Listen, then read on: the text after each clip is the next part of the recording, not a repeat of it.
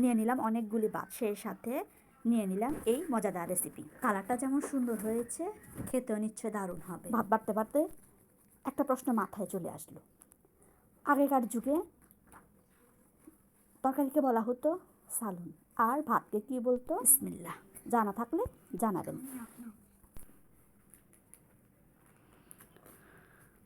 অনেক মজা হয়েছে,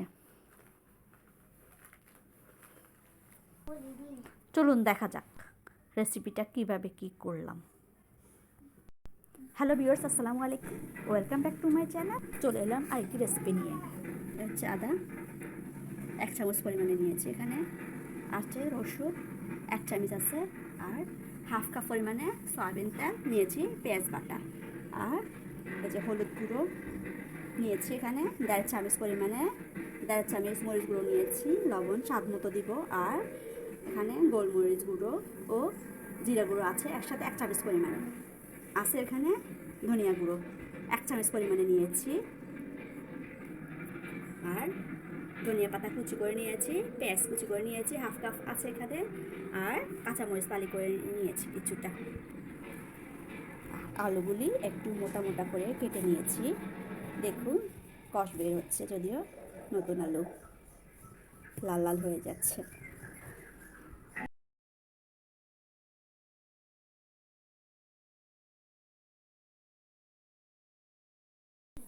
এই হচ্ছে মাগুর মাছ, আমি এগুলো সুন্দর করে এখন জালি দিয়ে পরিষ্কার করে নিচ্ছি। আপনারা কে কী দিয়ে পরিষ্কার করেন কমেন্ট করে জানাবেন।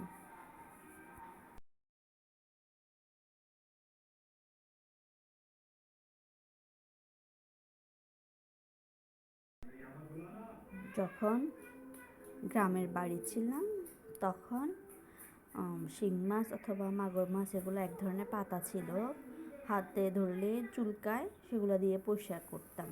আবার ফাঙ্গাস মাছও এভাবে করেই পরিষ্কার করতাম, মানে পাতাগুলো দিয়ে, বা মাঝে মধ্যে ছাই দিয়ে পরিষ্কার করতাম। এখন তো আর এগুলোর ব্যবস্থা নেই, গ্রামের বাড়িতেই তো আছে সম্ভবত এই পাতাগুলো, কিন্তু শহরের বাড়ি এগুলো পাবো কোথায়? আপনারা ভিডিও না টেনে দেখতে থাকুন। পরিষ্কার করি।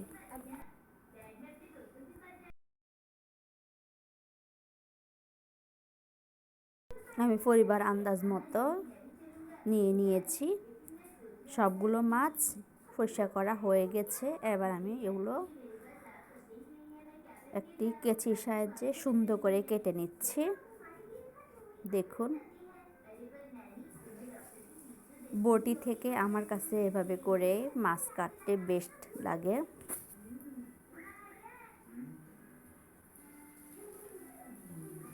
শিং মাছ কাটতে অবশ্য একটু ঝামেলা হয়, মানে শিং মাছের যে কাঁটাগুলো ওগুলো হাতে অনেক সময় লেগে যায়, যা থেকে অনেক ব্যথা পাওয়া যায়। আর আবার শিং মাছে একটি রগ আছে ঠিক মাথার উপরে, কখনো শিং মাছ কাটতে সেটি অবশ্য আপনাদেরকে দেখাবো, মাগুর মাছে তা নেই, তাই মাগুর মাছ কাটতে আমার কাছে সোজাই লাগে। দেখুন কত সুন্দর করে কেচি দিয়ে কেটে ফেলছি। বডি থেকে এভাবে কাটতে আমার কাছে ভালো লাগে।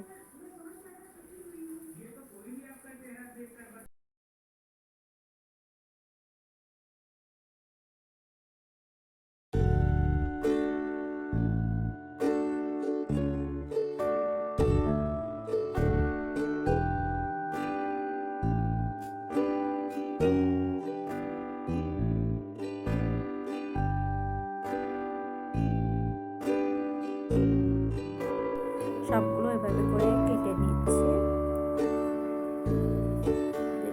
কাটা শেষ, সুন্দর করে ধুয়ে নিয়ে চলে আসছে। এবার সাইজ মতো কেটে নিচ্ছি, সাইজ মতো সুন্দর করে কেটে নিয়েছি। এবার লেবুর রস কয়েক ফোঁটা ও সামান্য লবণ দিয়ে ভালো করে মেখে নিচ্ছি। মাছের যে একটি আষ্টে গন্ধ হয়, এই গন্ধটা আর থাকবে না এভাবে করে মাছগুলো ধুয়ে নিলে। এভাবে করে মেখে আমি কয়েক মিনিটের জন্য রেখে দিব, তারপর ভালো করে ধুয়ে নেব। ভালো করে ধুয়ে নিয়েছি, সুন্দর করে পানি ঝরিয়ে নিয়েছি। মাছগুলো সাইজ মতো কেটে নিয়েছি। আপনারা ভিডিওতে নিশ্চয়ই দেখতে পেয়েছেন আমি কীভাবে কী করেছি। আপনারা কীভাবে কী করেন মাগুর মাছ অথবা শিং মাছ রান্না করার সময় জানাবেন। চুলা জ্বালিয়ে পাত্র বসিয়ে দিয়েছি। এবার সয়াবিন তেল দিয়ে দিলাম, তারপর পেঁয়াজ কুচি দিয়ে হালকা ব্রাউন কালার করে নিলাম। এবার বাটা পেঁয়াজ, রসুন, আদা সব একে একে দিয়ে দিচ্ছি। ভিডিও না টেনে দেখতে থাকুন।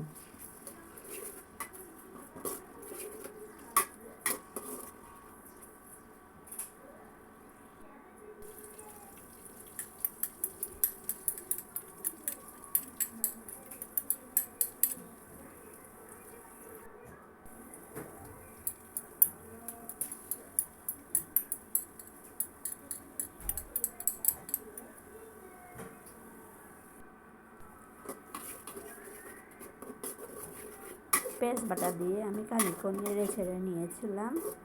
এরপরে রসুন বাটা ও আদা বাটা, আমার চুলার আগুনটা অবশ্য কম আছে।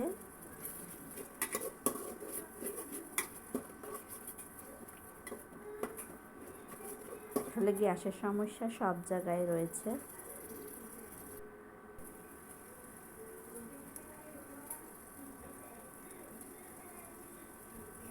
ভালো করে নেড়ে ছেড়ে নিচ্ছে।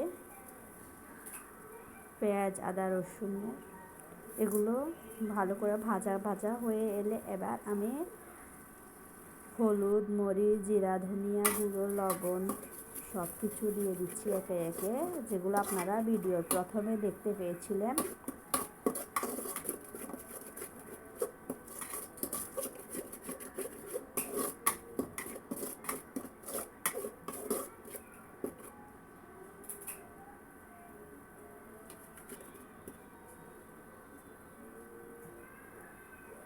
ভিডিও ভালো লাগলে একটি লাইক দিন, সে সাথে কেমন লাগছে তা কমেন্ট করে জানাবেন। যারা এখনও আমার চ্যানেলটিকে সাবস্ক্রাইব করেনি তারা চ্যানেলটি সাবস্ক্রাইব করে পাশে থাকুন।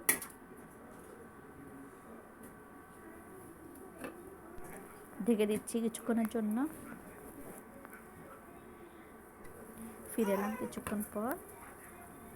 এর মধ্যে আমার মশলাটা কষানো হয়ে গেছে।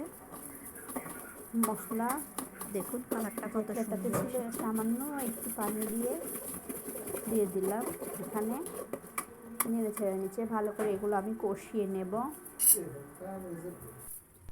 এবার মাছগুলো সুন্দর করে বসিয়ে দিচ্ছি।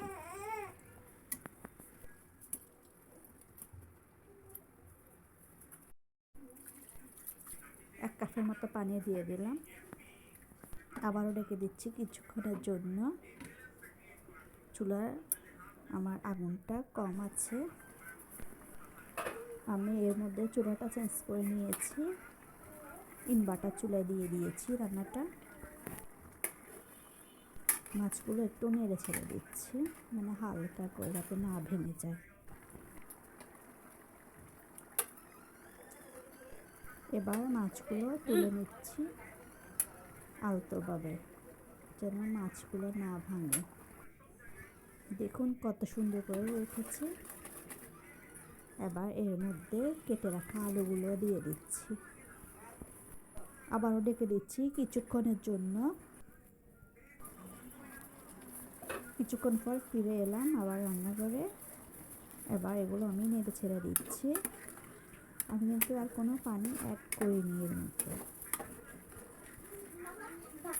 আর রান্নায় যদি গরম পানি ব্যবহার হয় তাহলে রান্নাটার স্বাদটাই যেন পাল্টে যায়। আমি ঢেকে দিচ্ছি আবার কিছুক্ষণের জন্য।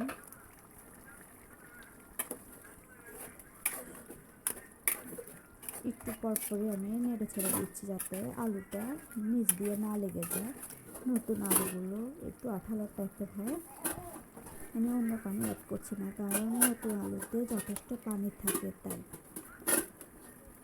আলু অনেকটা সিদ্ধ হয়ে গেছে। তারপর মাছগুলো উপর দিয়ে সুন্দর করে ঢেলে দিয়েছি। আবার সুন্দর করে বসিয়ে দিচ্ছি। মাছগুলো বসিয়ে দেওয়ার পর আমি যে প্লেটে মাছগুলো রেখেছিলাম ওই প্লেটে সামান্য পরিমাণ পানি দিয়ে ধুয়ে পানিগুলো এখানে দিয়ে দিচ্ছি। এখানে আমি আর কোনো পানি অ্যাড করব না। কাঁচামরিচ ও ধনিয়া পাতা গুলি সুন্দর করে ছড়িয়ে ছিটিয়ে দিচ্ছি।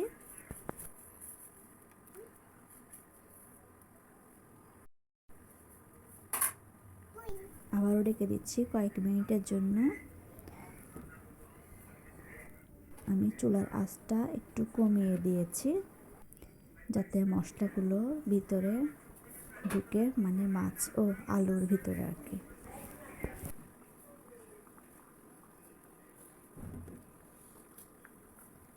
কিছুক্ষণ পর ফিরে এলাম। এবার ঢাকনা উল্টে লবণটা চেক করে নিচ্ছি। লবণটা আমার পারফেক্ট মতো হয়েছে। কালারটাও অনেক সুন্দর এসেছে দেখুন। আমি এবার চুলা থেকে নামিয়ে নিচ্ছি।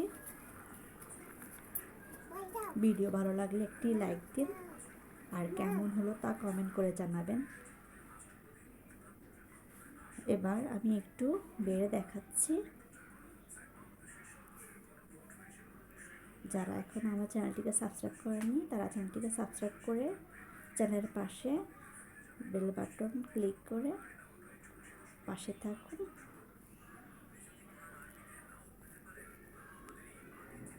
কালারটা কিন্তু অসাধারণ এসেছে দেখুন।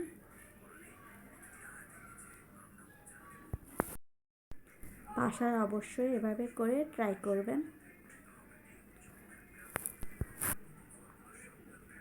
গরম গরম ভাতের সাথে এবার পরিবারের সাথে পরিবেশন করুন। দেখুন, গরম গরম ভাত নিয়ে বসে পড়লাম। তখন রান্না করতে করতে আসলে খিদে লেগে গেছিলো, আর পরিবারও আমার জন্য অপেক্ষা করছিল, তাই দেরি না করে বসে পড়লাম। বাসায় অবশ্যই এভাবে করে ট্রাই করবেন। বিসমিল্লাহ। খেতে কিন্তু অসাধারণ হয়েছে।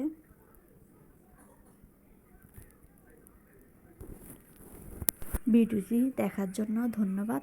ভালো থাকুন, সুস্থ থাকুন। আজ এ পর্যন্তই। আল্লাহ হাফেজ।